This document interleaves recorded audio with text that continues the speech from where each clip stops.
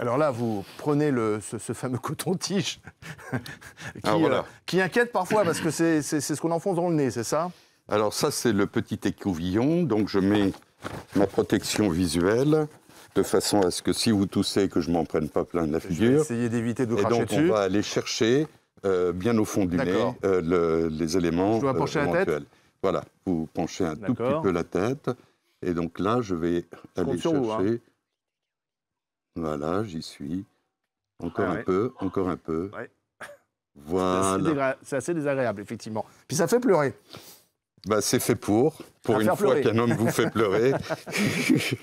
Mais alors pourquoi c'est ensuite beaucoup plus rapide?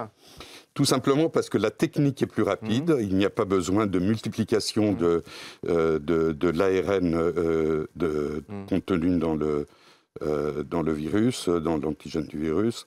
Et donc, c'est un test par définition rapide, parce qu'au bout d'un quart d'heure, on a le résultat. Donc je vous laisse, vous avez un quart d'heure. Voilà. Et dans un quart d'heure, vous venez nous voir sur le plateau et vous me donnez le résultat? Arrêtez de pleurer. Oui, je vais arrêter de pleurer. J'ai encore peut-être un quart d'heure de liberté, parce que si je suis positif, je dois rentrer chez moi, puisque je dois m'isoler. Avec le masque. Bon, alors à tout de suite. À tout de suite. À tout de suite. Alors, est-ce que vous avez le résultat de mon test? Alors, j'ai l'honneur de vous annoncer que votre test est négatif. Tant mieux. Donc, et que donc vous pouvez... Bon, a priori, je n'avais pas de symptômes, mais je pouvais avoir le Covid sans symptômes. Je voudrais dire aussi que...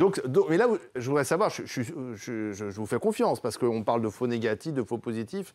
Le résultat que vous me donnez, il est fiable à combien de pourcentage? Il est fiable, ça a été dit, entre 95 et 99% selon les tests. Je rappelle que l'ensemble des tests que nous utilisons en officine sont validés par la haute autorité de santé et qu'on ne peut pas effectivement utiliser n'importe quoi, que les études ont été faites, comparatives, et que si à un moment le gouvernement a décidé de les mettre à disposition, c'est qu'il y a une sensibilité.